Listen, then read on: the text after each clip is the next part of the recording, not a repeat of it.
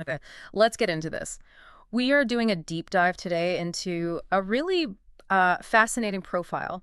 The personality we often call the number one. Right. This is someone who just exudes capability, that inner drive, that outer shell of just unbreakable strength. hmm But today we want to go behind that. We're going to explore the hidden and sometimes very costly emotional world that's going on underneath. Yeah, that's absolutely the key. I think our whole mission with this deep dive is to Yeah. really define that central tension. The imbalance, right? Exactly, the imbalance between that outward confidence and this profound, often really exhausting reliance on the self. Mm. We've gone through a ton of sources on this profile, and our goal is to give you a real shortcut to understanding what drives them, and maybe most importantly, their unique struggles in relationships. And just to set the stage, when we say number one, we're talking about a pretty well-established set of behaviors and motivations you see in certain psychological frameworks. Yeah. We're not so focused on the label itself, but more on that deep-seated impulse to be the strong one, the capable one, the self-sufficient one. Precisely. We're looking for those aha Yeah, moments. Why does that strength, which looks like a superpower from the outside, it really does. why does it so often become the root of this deep, lonely isolation if they don't learn how to, share the load So let's start right there in their inner world, because that's where the engine is just constantly running. relentlessly? If we could listen in on the soundtrack inside their head, what's the theme that keeps playing over and over? The sources point to this intense pressure to stand alone. It's an incredibly heavy mandate. The internal statements they live by, they're not just preferences, they're more like declarations of this inescapable self-reliance. Like what? Well, they're constantly thinking things like, if I don't figure this out myself, no one will, or maybe even no one can. There's this belief that they have a unique clarity that other people just lack. So they feel forced into that leadership role. They do. And the core feeling is, I can't rely too much on anyone else. Because the fear is that people will ultimately let them down, or just as bad, slow them down. That feels critical, that it's a perceived necessity and not just, a simple desire to be independent. Hmm. So even if they're surrounded by really competent, supportive people, where does that unrelenting feeling of total internal responsibility come from? It comes from carrying a weight that is so much bigger than their actual job description. Yeah. You can give them a fully functional team, but the number one internally feels responsible for the success or failure of the entire thing. Right. And it's not a conscious choice to be a martyr. It's just this deep, deep programming that says the buck stops here, even if it passes through 10 other desks first. And this links right back to what the sources call the early emotional imprint. Alright. So let's talk about the origin story here. The foundational belief that I must be strong. This is maybe the most important part for understanding them with any empathy. A lot of people see this drive and just assume it's pure ego. Right, that they're arrogant. But most of the time, that imprint comes from a childhood that required early independence. Or they were handed way too much responsibility way too soon. Can you give us an example of what that might look like? Sure. It could be a child who felt they had to take care of a parent who was struggling, or maybe they were the mediator in all the family conflicts, Okay. or, it could be someone who just learned really early on that showing any need, any vulnerability just led to being ignored Huh. or made things more complicated. So they didn't choose to be strong. No, they adopted strength as a survival mechanism. It was required. And that framework, that strength was necessary long before they were mature enough to handle it.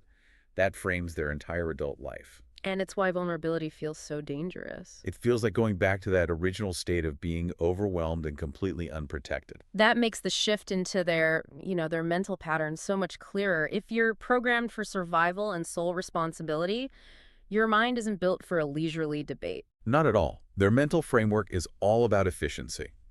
A number one thinks almost entirely in terms of, okay, direction, action, choice, and forward movement. And their internal question is always, What's the move? Always. What is the next immediate thing we have to do? and what's so interesting is that this focus on movement means they actively hate anything that slows them down. Oh, they can't stand it. Hesitation, ambiguity, talking something to death, waiting for everyone to agree. I can imagine that creates a lot of friction in teams. A ton of impatience. Because they don't see those things as necessary checks and balances. They see them as threats to the mission. So it's better to act, even if it's imperfectly. Absolutely.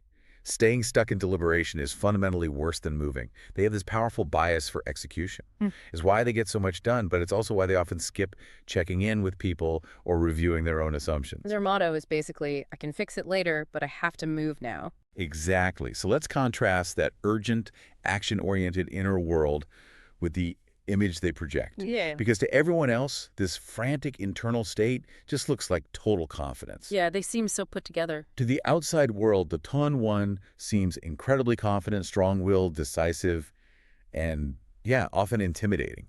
Just because they move with such clarity. And the feedback they get just reinforces it. People are always telling them, you don't seem to need anyone, or I wish I knew what I wanted the way you do. But the sources we looked at reveal this huge, unseen cost to internalizing that. It's the weight of always having to be the strong one. That public image, which was forged out of necessity, it becomes both their greatest comfort and their tightest cage. They can't let the mask slip. They feel like they can never drop the armor, because if they do, they risk shattering that reputation for competence and safety they've built their whole life on. And you see this need for autonomy translate directly into their career. Where do they really thrive, and where do they fall apart? They're built to initiate, to lead. A number one thrives when they have real autonomy, when their decisions actually matter, and when they get to build something from the ground up. And where do they struggle? Put them in a role where they're micromanaged, where their contribution feels meaningless, where they can't exercise their own judgment. It just demoralizes them. Because it's an attack on their competence. It feels like an accusation of weakness. Being told how to think, not just what to do, undermines their entire identity. Which brings us to money. Because it's so tied up in this self-reliance story, for them, money is way more than just currency. It is the ultimate tangible symbol of control. For the number one, money means independence. It means freedom of choice. It means safety that they achieved all by themselves. So they're willing to take risks for it. Absolutely. Especially early in their careers, they often take pretty big financial risks. It's driven by that intense pressure to prove their competence and get that success fast. So money kind of becomes a scoreboard for their self-worth. Exactly.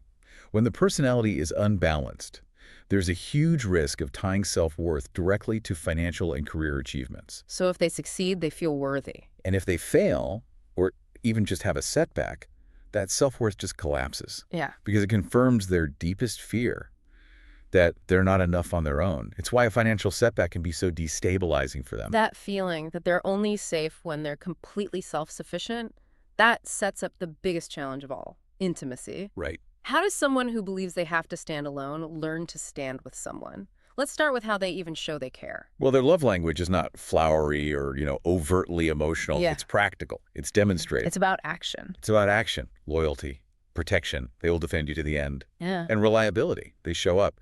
When it matters, they're there. They're the anchor in the storm. But that self-reliance imprint creates a massive structural block when a relationship moves past just mutual support and into, real vulnerability. That is the intimacy barrier. Mm. For the number one, vulnerability feels genuinely risky because their programming says dependence equals danger. So asking for help is... It feels unnatural. It's like violating their own source code. They will struggle so much with letting a partner see their fear or admitting they're not sure which way to go. And I'm guessing they even struggle to just receive simple acts of care. Oh, absolutely. Receiving care without feeling this immediate guilt or this urge to repay the debt, it's really hard for them. Why is that? Because it disrupts their core belief that they have to be totally self-sufficient. It's hard for them to believe someone could just care for them without needing something back, because that kind of unconditional safety is just, it's foreign to their experience. So when they get hurt in a relationship, which everyone does, their default just makes the isolation worse. It reinforces the entire cycle. Their safe place, when they're in pain, is to turn inward. They pull back, they become stoic, and they try to handle it alone. Pushing their partner away. Exactly. They minimize their pain and internalize the whole burden, pushing their partner away at the very moment connection is needed most. Okay, so let's talk about the dark side of this. When that internal pressure is too much, or they feel threatened by failure, the number one has a shadow profile. What does that look like? The shadow is always driven by their core fears. When they're wounded, that fear of being weak, of being dependent, of losing control, it causes them to overcompensate. Yeah. They get really defensive, they isolate emotionally, They can push way too hard against other people, sometimes competing when they should be collaborating. And the crucial mistake they make. Is mistaking control for confidence. That's a huge distinction. How can you tell the difference in the moment? Well, confidence comes from self-trust. Control comes from fear. A confident number one says, I need you to run with this, but I'm here if you need me. Okay. A controlling number one who's operating from fear says, I need you to follow steps A, B, and C exactly and report back every hour because I don't trust this unless I oversee every detail. Their strength becomes armor. Rigid armor, designed just to keep the world out instead of leading it. And what are the core fears that are always driving this? The big three. Always comes back to the foundation. Fear of being weak, fear of being dependent on what they see as the flawed judgment of others, and the ultimate fear of losing their autonomy, of being trapped When those get triggered, the armor goes up. every time. Which, ironically, pushes away the very support they actually need to succeed. So what does growth look like? What's the goal for a healthy, mature number one? A mature number one has found a kind of inner peace. They're confident without needing to prove it every single day with their performance. Right. They lead without dominating. And, this is crucial, they act decisively, but they listen. They take in feedback and adjust their course without losing their mission, So they learn to stand alone in their principles. without standing apart from the people who support them. That's the key. Self-trust instead of self-isolation. And this is where that huge shift in their identity happens. It's a redefinition of a word they thought they knew inside and out. Independence. Yes. The big shift is from independence as isolation to independence as self-trust. It's realizing that their strength actually grows when it allows for connection. When it invites people in. Exactly. Rather than pushing them away, they learn that vulnerability doesn't weaken their authority, it humanizes it. It makes it more inspiring. And you can really see this when they interact with other personality types. The sources say a number one alone can get rigid, but when they're integrated, they become truly inspiring leaders. They become the engine of purpose for a whole team. For example, when a number one integrates with a more empathetic profile, like a number two, you see their leadership get balanced by real emotional intelligence. They don't become cold or transactional. Or with a more harmonious profile. It's like a number nine, yeah.